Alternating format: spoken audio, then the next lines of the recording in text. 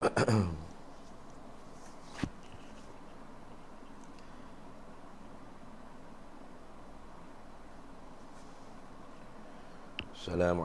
warahmatullahi wabarakatuh.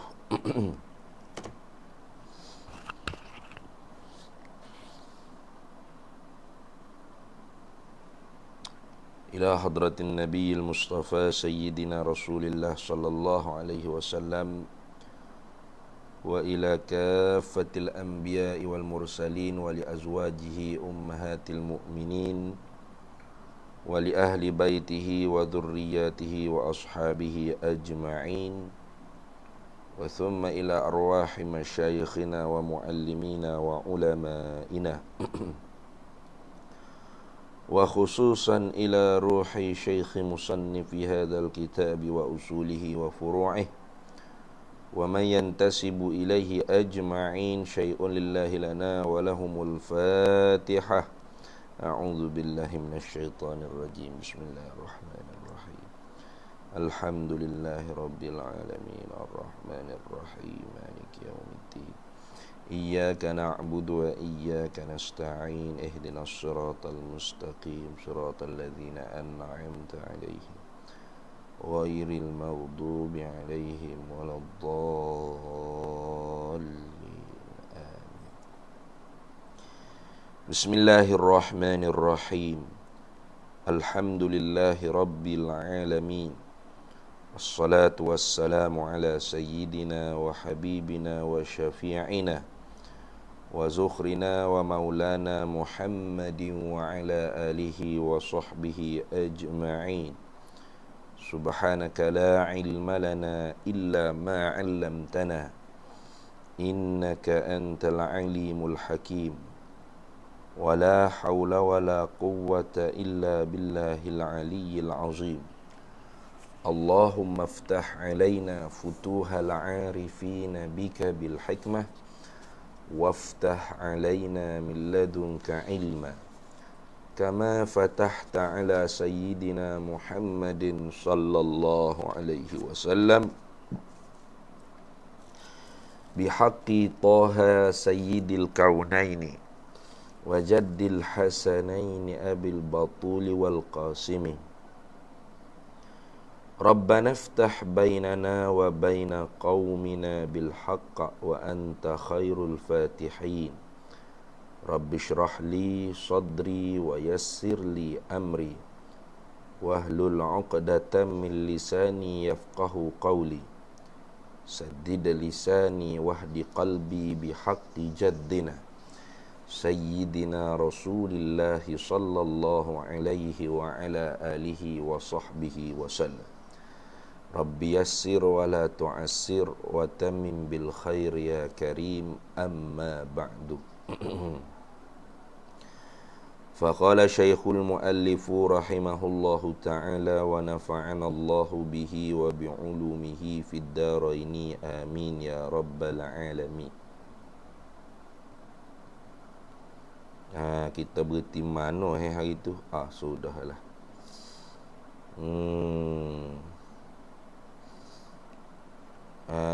Bolehkah siapa-siapa, Wan Zainora ke atau Tuan Haji komen sikit sambungnya hari ininya di ayat mana tu. Dan ada pun berkehendak tiap-tiap barang yang lain. Saya baca dah tu deh. Berhenti mana hari tu.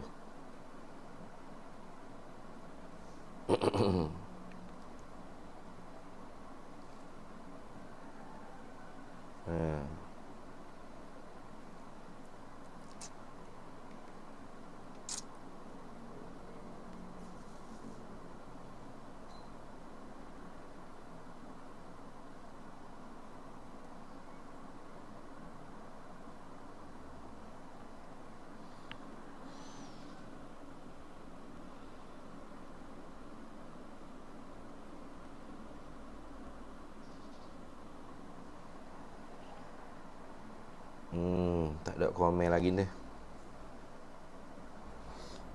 Kita bacalah dulu. Dan ada pun berkehendak Muka surat tak sama tu, baharu alam dengan sekaliannya. Situ. Baik. Mana baharu alam? Tu, nah jumpa dah.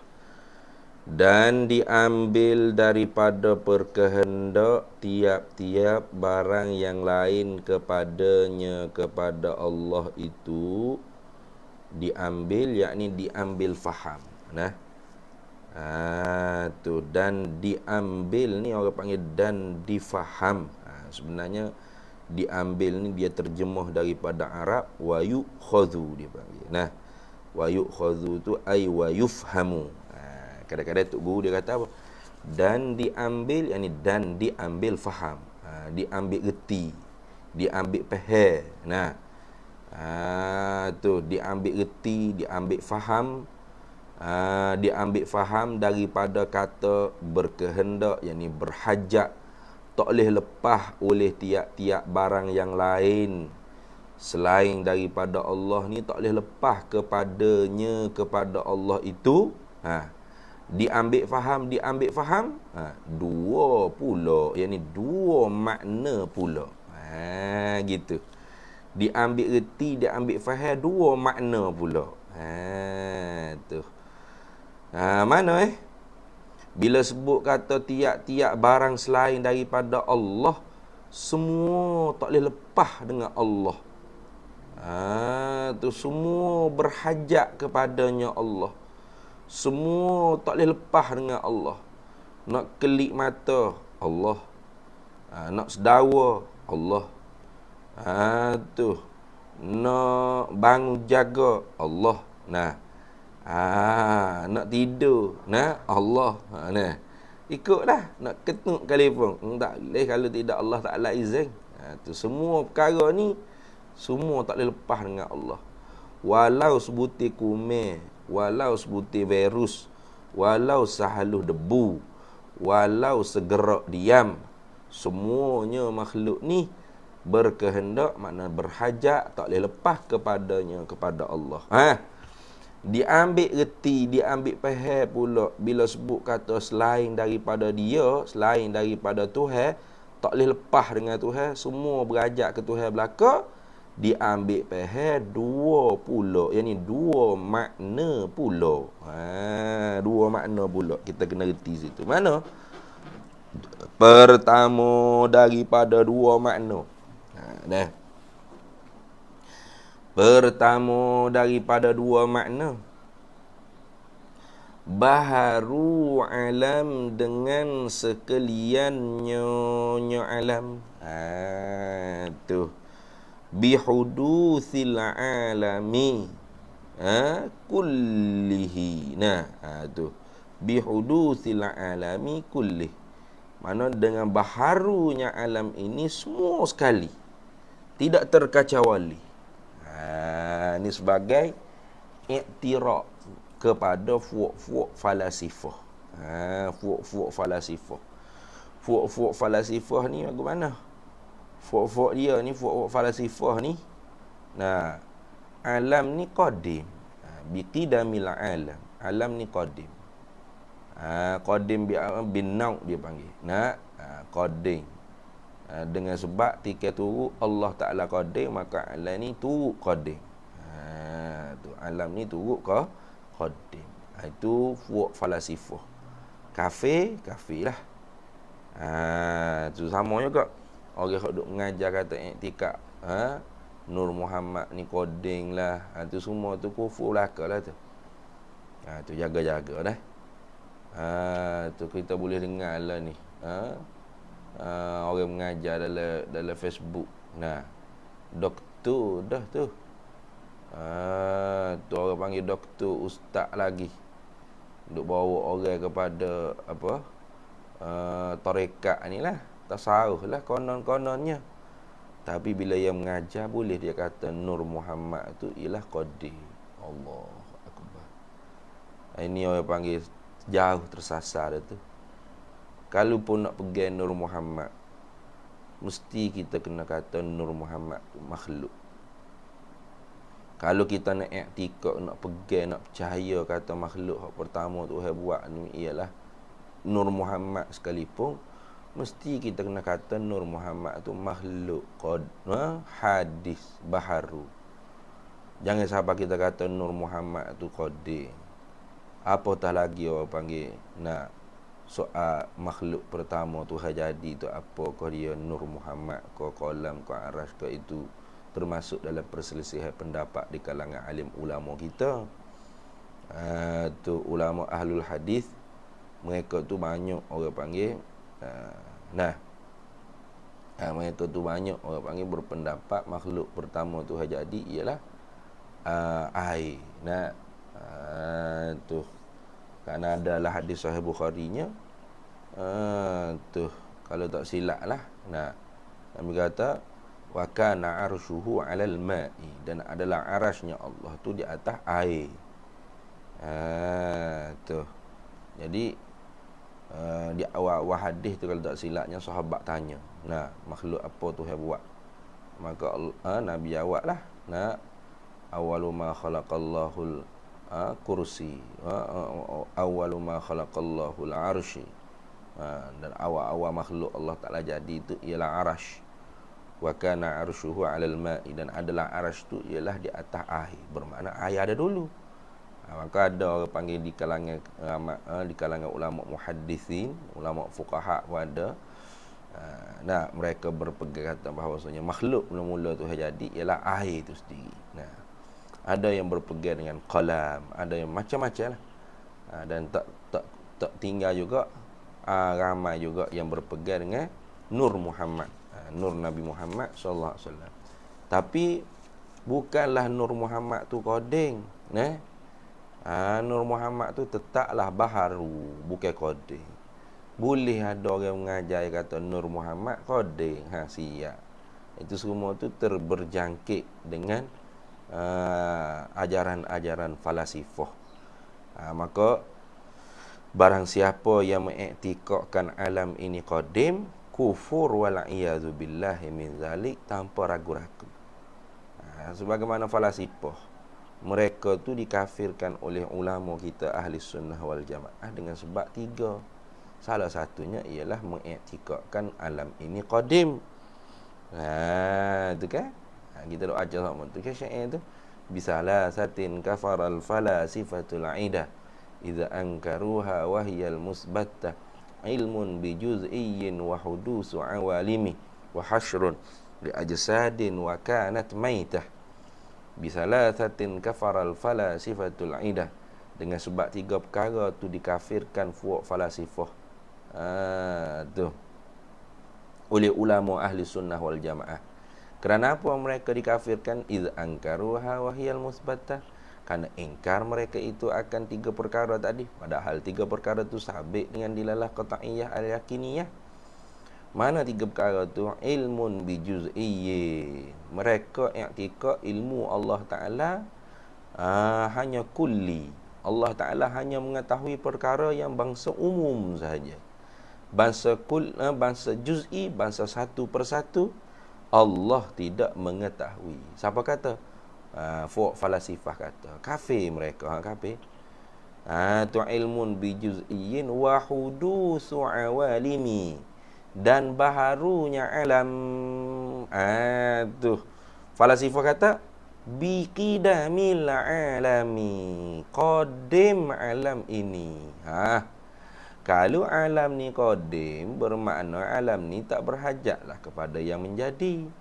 Bermakna makhluk ni terlepas daripada Tuhan. Tu nak faham itu dah. Wa hasyrun li ajsadin wa kanat maitah, dihimpunkan manusia ni dengan sekalian jasad-jasadnya, padahal mereka dulunya ialah bangkai-bangkai di dalam kubur. Katanya fuak falasifah, kita bangkit hanya dengan ruh saja, jasad sudah menjadi makanan ulat di dalam kubur. Kafir tak mereka? Kafir. Ingat baik tu. Tu jadi siapa hak i'tikad kata alam ni qadim atau tidaklah semua qadim, ada makhluk-makhluk tertentu qadim. Seumpama dia kata Nur Nabi Muhammad ko yang qadim, pada makna dia nak mengatakan bahawa Allah bukan Tuhan. Ingat baik-baik tu. Pada makna dia nak kata Allah bukan Tuhan. Dia tak kata Allah bukan Tuhan ustaz. Dah dia kata ada makhluk yang qadim. Pada makna dia nak kata Allah bukan Tuhan. Sebab apa? Sebab apabila kata ada makhluk yang qadim, bermakna makhluk tu bukan makhluk tu khalik. Sebab bersifat dengan qadim tu tidak berhajat kepada yang mengada. Ada dia, tidak ada permulaan. Maka kalaulah orang panggil kita kata ada makhluk yang qadim, walau satu, jangan sekalian, satu saja. Contoh kita kata, dia kata Nur Muhammad ni qadim. Bermakna Nur Muhammad tidak berhajat kepada Tuhan yang mengadakan dia. Maka Allah Ta'ala yang kita kata dia Tuhan tadi tu tidak layak jadi Tuhan. Sebab apa?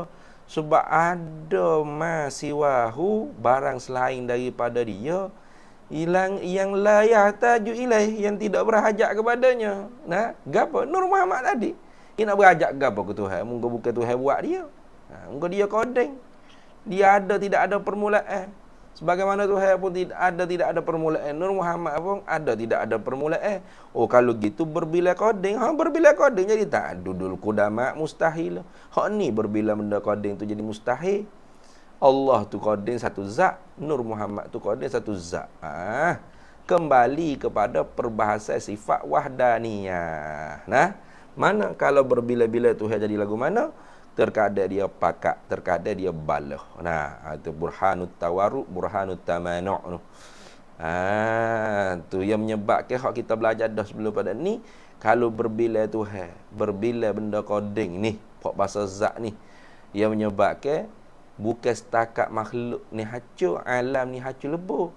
Makhluk ni, alam ni tidak boleh wujud sejak daripada awal walau sebutir zarah sekalipun. Itu kita belajar dah itu. Dalam perbahasan sifat wahdaniyah. Jadi alam ni tidak wujud walau sebutir zarah sekalipun. Tu betul ke tidak? Tak betul. Kenapa? Kerana alam ni wujud. Alam ni ada, berjeregup depan mata kita ni, bergemagar kita sendiri ni pun alam, makhluk. Ni nak menunjuk kata bahawasanya berbila Tuhan tentu tidak. Saya kata, saya tak kata Tuhan tu berbila. Saya kata Nur Muhammad tu kodeng. Nur Muhammad kodeng, pada mana mu nak kata Tuhan tu ialah berbila lah. Sebab hak layak bersifat kodeng tu hanya zat. Tuhan hanya zat ma'budu bihaqqin. Zat yang dia tak berajak gapo-gapo, moga lain tak boleh lepas dengan dia. Jadi bila mu kata Nur Muhammad tu kodeng, pada makna nak rakyat Allah tu tak layak jadi Tuhan. Sebab apa pada makna tu? Sebab ada lagi masih wallah, barang selain daripada Allah. Gapo Nur Muhammad tu tidak berajak ke Tuhan, lepas daripada Tuhan. Sebab apa? Sebab mu kata dia kodeng. Kodeng dengan mana tidak ada permulaan bagi ada. Tu berat nak kata punuhnya kalau kita iktikad kata ada makhluk yang kodeng. Habis. Tu tengok. Maka sebab tu bila sebut kata aliftiqaru kulli ma siwahu ilaihi, berhajat kepadanya oleh berhajat tiap-tiap barang selain kepada Allah Taala. Mana tak boleh lepas, moga lain tak boleh lepas dengan dia. Reti pula kata bahawanya baharu alam dengan sekaliannya. Alam ni baharu semua sekali. Tidak ada satu pun yang koding. Kenapa? Karena kalau dia tidak baharu, nescaya dia koding. Kalau dia koding, nescaya dia tidak berhajat kepada yang membaharukan dia. Maka kalau dia tu orang panggil tidak berhajat kepada yang membaharukan dia, bagaimana dia ada? Ada dengan sendiri dirinya. Maka dia dengan Tuhan sama, dua orang panggil dua ketuhanan jadi. Kembali kepada dalil wahdaniyah tu. Itulah orang panggil kita reti kata bahawasanya tiap-tiap barang selain daripada Allah semua tak boleh lepas dengan Allah. Reti kata bahawasanya makhluk ni mesti baharu semua sekali. Tak ada satu pun hak kodeng. Kenapa? Kerana tu semua berhajat kepadanya, kepada Allah. Berhajat daripada tak ada kepada ada. Pas ada pula ni akan tak ada pula. Sambil-sambil duk ada ni pun Tuhan lah yang merubah-ubahkan kita. daripada satu kelakuan ke satu kelakuan yang lain, daripada itu kepada ini, daripada ini kepada itu, ikutlah. Itu menunjuk kata bahawasanya kita ni makhluk ni, alam ni baharu semua sekali, bihudusil alamin. Kita ni baharu alam. Kita ni ialah alam yang baharu. Maka bila sebut kata Tuhan, tu dia zat yang tak berajak gapo-gapo, muga lain semua tak boleh lepas dengan dia. Muga lain semua tak boleh lepas dengan dia. Termasuk dengan kita. Maka pahallah kata muga lain tu semua baharu belaka. Habis. Tu pertama, faham pula dua makna. Yang pertama baharu alam dengan sekaliannya, dan kedua tiada memberi bekas segala kainat. Kainat ni makhluk ni lah. Mungkin nak kainat makhluk itu dengan zatnya, zat kainat. Tu. Bila sebut kata muga lain, makhluk ni, masih wallah ni, barang selain daripada Allah ni semua tak boleh lepas dengan Allah. Semua berhajat ke dia belaka. Semua tak boleh lepas dengan dia. Reti dua makna. Pertamanya, alam ni mesti baharu belaka, tak ada sepuh kodeng. Satu. Yang kedua, kena reti juga, terheret mari juga, terambil faham juga dalam perut hati kita ni. Yang keduanya, tiada memberi bekas segala kainat itu dengan zatnya. Maknanya makhluk ni tidak boleh memberi kesan. Tu perbuatan dia makhluk ni tidak boleh memberi kesan pada manfaat atau mudarat. Nasi tidak boleh memberi kesan pada kenyang dengan diri nasi. Air tidak boleh menghilangkan dahaga, memberi kesan menghilangkan dahaga dengan diri air. Tu. Ikutlah, sebut gila ke apa. Vaksin tidak boleh memberi kesan. Tu. Dengan diri vaksin. Ikut gi, sebut gilah apa-apa. Nasi ke air ke makhluk ni, asal kata makhluk, semua makhluk lah ni.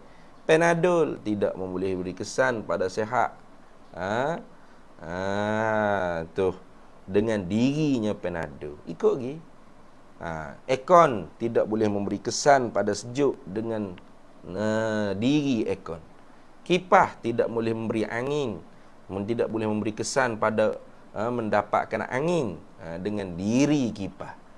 Lampu tidak boleh memberi kesan pada mencerahkan, mencahayakan dengan diri lampu. Gitu. Tu. Sebab apa? Sebab kalau dia dapat memberi kesan dengan diri dia, bermakna dia tak berajak ke Tuhan lah. Nasi tak berajak ke Tuhan. Kita pun tak berajak ke Tuhan. Bila kita lapar tu, kita berajak ke nasi semata-mata, tak berajak dah ke Tuhan. Pakai puak nasi buh dalam mulut, kunyah gok telah nasi memberi kenyang. Pakai sedawa tak ada bismillah, tak ada alhamdulillah. Sebab apa? Sebab nasi beri kenyang. Berat lagu tu dah tu ni. Orang mukmin tak lagu tu. Nasi tidak mampu memberi kenyang. Maka sebab tu bila kita lapar, kita minta dengan Allah Ta'ala. Allah Ta'ala sebut dalam hadis kursi. Bacalah Arba'in Nawawiyah, hadis 40 Imam Nawawi. Akulah yang memberi ya ibadi, kullukum ja'i'un. Hei hamba-hambaku, kalian semua ni orang lapar belaka, melainkan orang yang aku beri makan. Maka kerana tu mintalah makanan dengan aku, nescaya aku permudahkan untuk mu dapat makan. Itu adalah hadis kursi. Gicik tengoklah hadis Arba'in Nawawiyah, hadis 40 Imam Nawawi. Sebab tu kita orang mukmin ni, kita berdoa dengan Tuhan, nak makan ke gapo, ya Allah, berikan aku makanan yang halal, rezeki yang halal, ya Allah. Tu kenyang yang boleh membangkitkan aku untuk buat amal ibadat, ya Allah. Tu minta dengan Allah. Bos apa makanan depan muka kita, Allahumma barik lana fima razaqtana wa qina azabannar. Bismillah ala barakatillah. Kita minta dengan Tuhan supaya berkatlah Ni makan ni ada atas meja aku ni. Allahumma barik lana fima razaqtana. Ya Allah ya Tuhan, berkatilah akan kami pada barang yang Kau rezekikan kepada kami. Wa qina azabannar, dan Engkau jagalah kami, hindarilah kami daripada azab api neraka. Bismillah ala barakatillah. Kita minta berkat lagi dengan Allah Taala. Bila kita puak makan nasi tu kan, bismillah tu, dalam hati kita tu memang pasti dah Allah yang memberi nasi kepada kita, dan Allah jugalah yang memberi kenyang kepada kita. Bukan nasi yang memberi kenyang, memberi bekas pada kenyang dengan diri nasi, dan bukan kerana usaha kerana semata-mata kita punya kerja, kita punya gaji, kita punya wang tu dapat kita menghasilkan akan nasi. Bukan. Tu iktikad nak gitu tu. Hak kita kerja usaha tu, iyalah kena usahalah. Pegangan dalam hati kita tu yang memberi rezeki, yang mengenyang, yang mensehat, yang menyakit, yang memberi sejuk, yang mencerah, yang memberi angin, yang memberi gembira, yang memberi marah, yang tu tak ada dah. Tuhan lah. Kerana makhluk ni tidak mampu memberi bekah dengan diri makhluk. Sebab apa? Sebab semua makhluk ni berajak ke Tuhan belaka.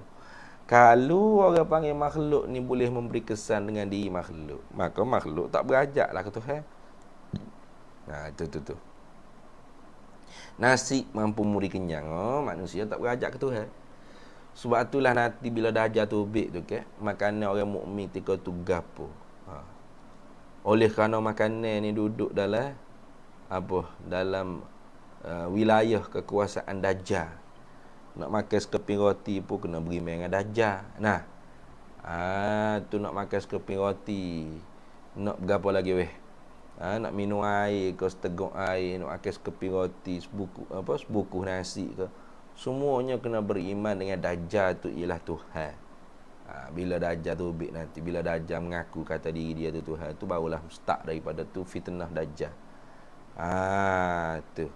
Maka sahabat tanya, ya Rasulullah, apa makanan kan yang Allah Ta'ala jadikan untuk orang mukmin ketika tu? Orang mukmin tu makan gapo ketika tu ya Rasulullah? Dah kalau nak makan nasi, nak makan roti kau gapo kena ngaku kata dajjal ni tu. Apa? Patut orang mukmin hak iman dia tu kuat, hak iman dia susah, akidah dia sahihah, ahli sunnah wal jamaah. Hidup makan apa? Nak bagi kenyang dia. Jawab nabinya, at-tahlil wat takbir wat tasbih wat tahmid yajri zalika bit ta'am. Makanan untuk orang mukmin ketika itunya ialah tahlil. Tu halala yuhallilu tahlilan ay qala la ilaha illallah. La ilaha illallah. La ilaha illallah tu sedawa. Tengok pada adat kita sekarang ni ada tak lagu tu? Tak ada lah, mustahil lah pada adat. Mana ada orang duk zikir sekarang kalau kita sendiri pula ilaha illallah la. Lapar berat nak makan nasi juga. Tu mustahil pada adat, tu bukan mustahil pada akal. Pada akal hukumnya harus. Kenapa? Karena yang memberi kenyang tu bukan makanan, bukan nasi, bukan la ilaha illallah tu juga bukan. Lepas tu siapa yang memberi kenyang? Allah. Allah yang menjadikan kenyang sekarang ni kita, secara adatnya bila kita makan nasi kita dapat kenyang. Siapa yang memberi kenyang? Allah yang menjadikan kenyang di sisi kita makan nasi. Kena ingat baik tu. Bukan Allah memberi kenyang, Allah menjadikan kita kenyang dengan makan nasi. Bukan. Kalau Allah menjadikan kenyang dengan sebab kita makan nasi, bermakna kalau tak ada nasi tu saya tak boleh buat kenyang lah. Tu beza tu dengan di sisi tu beza makna jadi dah. Tu. Hak betulnya Allah jadikan kenyang di sisi kita makan nasi. Di sisi ya. Tu Allah jadikan kita sehat atau sembuh daripada penyakit di sisi kita makan ubat. Bukan dengan kita makan ubat, bukan. Kalau dengar makan ubat kat maknanya, kalau tak ada ubat kat Tuhan tak tahulah nak wi sihat lagu mana, nak wi hilang penyakit lagu mana gitu ke? Dah, okey makna gitu. Tuhan tak ada obat pun dia boleh wi sihat kalau nak wi sihat. Tuhan kalau tak ada nasi pun dia boleh wi kenyang kalau nak wi kenyang. Seperti tadi. Orang-orang yang melawani fuk-fuk dajjal tu, orang mukmin nanti akhir zaman ni, makanan dia ketika tu ialah tahlil wa takbir wa tasbih wa tahmid ya jarizalika bit ta'ana. Makanan ketika tu ialah zikrullah. Ya berzikir di sisi dia berzikir, Allah jadikan kenyang. Kenapa? Kerana makhluk ni tidak mampu memberi kesan dengan zatnya. Makhluk ni tidak mampu memberi bekas dengan diri dia. Lepas tu yang memberi bekas ngati-ngati siapa? Allah. Makhluk ni berhajat kepada Allah. Tak boleh lepas dengan Allah Ta'ala. Nak kenyang, kena berhajat ke Tuhan. Nak lapar apa kena berhajat ke Tuhan. Nah, cuba ya orang jamu kita ketika kita kenyang. Alalah. Walau sedap menu pun kita tak boleh makan. Oh kenyang dia kata Allah. Maaf banyak yang mau kenyang dah. Nak boleh makan tapi sedap dia kata.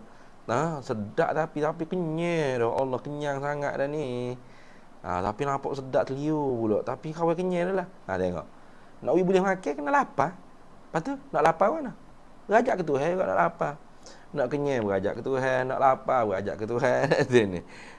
Tu nak bangun tidur, nak segar berajak ke Tuhan, nak ngantuk, nak tidur pun berajak ke Tuhan. Kalau dia tu Tuhan tak boleh tidur, tak tidur dia. Walau mengatuk bagaimana pun dia kata, kawan mengatuk tapi tak boleh tidur dia berajak. Berajak ke Tuhan belakalah. Berajak ke dia. Itu ni. Tu berajak ke Tuhan belakang. Tak boleh lepas dengan Tuhan kita ni, nak berak, nak kecil, nak kecil, kau nak gapo semua berajak ke Tuhan belakang. Tak ada sopong makhluk ni mampu memberi bekah, memberi kesan pada pihak manfaat atau mudarat dengan semata-mata diri makhluk, diri zat makhluk tak ada. Tu. Jadi siapa dia makan nasi, sambil-sambil makan tu dia iktikad nasi wirinya. Siapa dia makan ubat Panado, sambil-sambil makan tu dia iktikad kata Panado yang memberi sihat.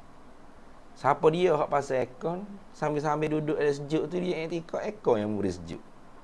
Siapa dia yang pasal kipas, sambil-sambil duduk di bawah kipas tu dia anggap kata yang memberi angin tu ialah kipas, bukan Tuhan ada.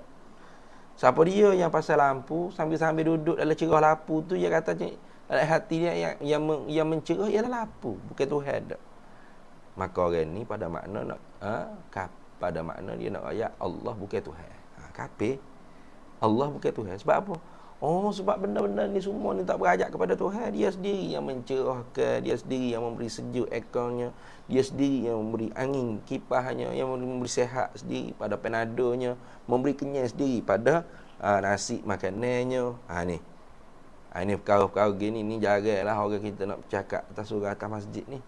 Inilah almarhum Tok Guru hamba, almarhum Tuan Guru Haji Abdul Hamid bin Haji Saleh Qaddasallahu sirrahu. Orang panggil Pak Suhamid Gunung. Dia sebut dia kata orang lah ni tak mengaji ilmu tauhid, ia tak khabar ke diri. Tengah makan nasi boleh jadi kafir.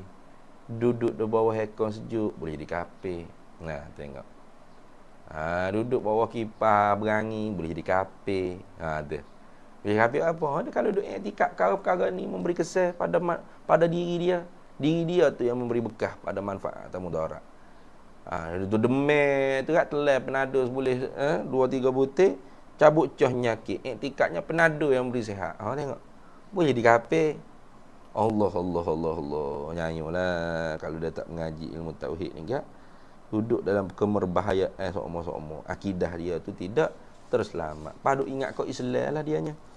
Bila mati tu gak, man rabbuka ditanya oleh muka nakir, siapa Tuhanmu, tak boleh jawab tu. Allahu Rabbi Allah, tak boleh jawab. Nak jawab guano, moga ada makhluk selain daripada Tuhan yang memberi kesan pada diri dia, yang memberi manfaat, yang boleh memberi mudarat, yang boleh memberi bekah pada pada manfaat atau mudarat dengan zatnya, dengan diri dia tu. Lepas tu nak dapat jawab bagaimana dalam kubur Allahu Rabbi Allah. Tak boleh tu. Tu wala'iyadu billahi min zalik. Kita minta berlindung dengan Allah Ta'ala. Mudah-mudahan Allah Ta'ala jaga pegangan kita. Kita makan nasi walau menambah 2-3 pinggan pun tetaplah dalam hati kita yang memberi kenyang bukan nasi, Allah. Tu hanya di sisi aku makan nasi, Allah jadikan kenyang pada adat. Di sisi kita makan nasi, Allah jadikan kenyang pada adat. Ada adat maka harus pada akal orang tu makan nasi walau bukan 3 pinggan ada, 1 kontainer. Tetap dia lapar. Harus pada akal. Sebab apa? Sebab yang memberi kenyang ialah Allah, bukan nasi. Ini kalau kita tanya orang-orang kampung di surau masjid ni kat Allah, ramanya tak boleh jawab. Bila kita tanya dia, Pak Cik, Pak Cik terima tak pada akal Pak Cik? Harus tak pada akal Pak Cik? Orang tu makan nasi 10 pinggan tapi lapar. Mana boleh gitu sah? 2 pinggan pun kenyang dah, dia kata. Sepinggan pun kadang-kadang kenyang dah. Orang tak terima lah Pak Cik, tak terima. Mana boleh 10 pinggang tu boleh jadi lapar. Mesti dah kenyang. Siap. Kenapa lagu tu Pak Cik? Dia tanya. Dia pun nak jawab macam mana? Makan nasi biasa kenyang lah. Dah. Makan nasi tu memberi kenyang lah. Nasi memberi kenyang Pak Cik. Dia takut dah tu nak jawab. Takut kafir dah lah. Memedah lah. Kufur tu duduk dalam batin hatimu. Tidak lagi cuci dengan mengaji. Allah. Hari-hari duduk cari pitih, cari harta. Siapa masa nak siapa masa mati tinggal habis. Sebab tu lah dalam kitab ni juga ada syair. Dia kata, fikir itulah pelita bagi hati, yang mendapat kita ingat akan mati. Fikir itu ialah pelita bagi hati. Kita kena mikir. Aku ni tak sudah dengan duduk jahil lagu ni. Tak sudah dengan duduk tak tahu lagu ni. Duduk berasa tahu padahal tak tahu. Ni gak susah lah. Orang kata, nak marah lah lu dah. Kata apa ni, mengajar nak kata kau orang. Mana nak kata kau lembu. Mengajar memang nak kata kau orang lah. Bila ngaji dia tak sing ngaji yang susah-susah ni, kata susah lah ustaz ngaji ni. Apa tahu pening saya. Padahal tak ada susah pun, senang saja. Cuma oleh kerana dia orang Selangor, orang Kuala Lumpur ni kan, dia tak boleh lah dengar orang Tok Guru ni cakap Kelantan ni. Dia kata susah lah mengaji. Padahal dia nak ayat kata dia tak boleh bahasa Kelantan sebenarnya. Tu pesen dia lah kita mengaji ni, kita kena ikut bahasa Tok Guru. Supaya hamba pergi Mesir dan hamba mengaji di Mesir, hamba tak boleh ayat kau syekh-syekh di Azhar tu. Tolong kecek bahasa Kelantan. Saya orang Kelantan ni, saya tak faham syekh duk kecek Arab ni. Mana boleh lagu tu. Saya lah kena belajar bahasa Arab supaya saya faham apa yang syekh tu duk hurai. Ilmu tauhid ke ilmu fiqh ke berapa. Saya tak ada hak nak kritik syekh apa duk cakap bahasa Arab ni. Saya ni mari jauh-jauh daripada Kelantan ni, cuba kecek Kelantan lah, baru saya faham. Saya nak mengaji ni, saya nak faham. Tak boleh gitu. Sama lah kita orang mengaji ni pun. Tak boleh kita kata macam mana ni ustaz, saya ni orang Kuala Lumpur ni, saya mana boleh dengar orang cakap Kelantan tak faham. Dah nak faham kena mengaji lah. Kecek mana cakap, faham mana faham. Tu yang mudah, yang tidak duk payah macam bahasa Arab tu, supaya kita boleh mengaji. Fikir itulah pelita bagi hati, yang mendapat kita ingat akan mati. Kita kena ingat akan mati. Ingat-ingat serta fikir sehari-hari. Di dalam kubur kita duduk seorang diri. Fikir seumur hari-hari, aku ni dalam kubur duduk seorang diri. Walau tengah hidup ni duduk suka hilang, ketawa ramai, penuh penat, sayang ramai. Anak-anak beranak berapa, cucu cicit, sahabat anda. Tu. Tapi kalau mati, duduk seorang diri dalam kubur. Jika hidup, kita dapat harta jenuh. Kalau kita hidup ni dapat harta penuh, itu akhir tinggal masuk dalam tanah. Hak tu semuanya kita tinggal masuk ke tanah belaka kita ni manusia. Ghalib ikut akan nafsu dengan hawa. Banyak duk ikut hawa, nafsu dengan hawa. Siap. Dari masa tubuh muda sampai tua. Jak di muda sampai ke tua. Tak ada nak ikut hak Tuhan. Cuma ke bila tua ni, dah. Dulu mudanya kuat kuat hijau lah, tak ada nak semaya jemaah ke apa. Bila dah tua ni, peceng dah, sempatlah semaya jemaah. Tapi tak sengaji. Saya nak semayang je. Nak baca-baca Quran gitu je, boleh pahala. Baca Quran pun tak betul, biar tak apa. Yang penting saya baca Quran, saya semaya jemaah. Walaupun tak erti rukun syarat semaya, syarat tiap-tiap rukun, kau yang batal, syarat keduah mutabaah imam tak tahu, hukum muafiq masbuk tak tahu. Itu bab fiqh. Ni bab akidah ni. Bab pegangnya. Tuhan kita nak pegang lagu mana lah hati kita. Tak erti berapa. Dia tak percaya. Yang penting buh piah sebutir tu kak. Pakai baju Melayu semak seming tu kak. Tu pakai kablekat ke apa, mari masjid. Nampak comel nampak juru macam orang Islam lah dia, macam orang mukmin. Dia tak khabar kalau dia tak ngaji tu kadatil jahilu antakuna kufron. Dekatlah oleh kejahilan tu dengan kekufuran. Mana? Supaya mata hitam dengan mata putih. Jauh mana mata hitam dengan mata putih? Tidak duk jauh. Tepi mata hitam, mata putih. Tepi mata putih, mata hitam. Begitulah dekatnya kejahilan dengan kekufuran. Seperti dekatnya mata hitam dengan mata putih. Tapi dia tak sedar. Sebab apa dia tak ngaji? Tu ghalib ikut akan nafsu dengan hawa. Dari masa tubuh muda sampai tua. Dari petang nanti pula akan pagi. Lama-lama hingga sampai tanggal gigi. Jak di muda juga cari harta daripada pagi petang siang malam, pagi petang siang malam, pagi petang. Lama-lama sampai cabut gigi-gigi, sampai tua dah. Tak ada apa lah. Rumah besar, kampung luas ada iya. Itu akhir tinggal juga akan dia. Yalah dah. Kalau kita kata rumah kita ni sebutir kampung, kok kita belako. Tu pun akan mati tinggal juga. Yang kata sebutir kampung, sebutir bumi ni hak milik kita seorang. Pok korung kayanya. Harta kalau jumpa lewat tanah mana semua harta kita. Hak tu akan mati tinggal juga tu. Tu. Tu syair dalam kitab ni comel tu. Tapi tak tahulah kalau kita hak Rumi tu ada ke tak syair ni. Kalau kita hak Jawi ni ada syair. Syair nasihat dia panggil dah. Mula tu guru baca semua lah syair tu. Nak bagi kita ni ingat semua kemati. Wa beka wa tazawwadu fa inna khairaz zadi taqwa wattaqun ya ulil albab.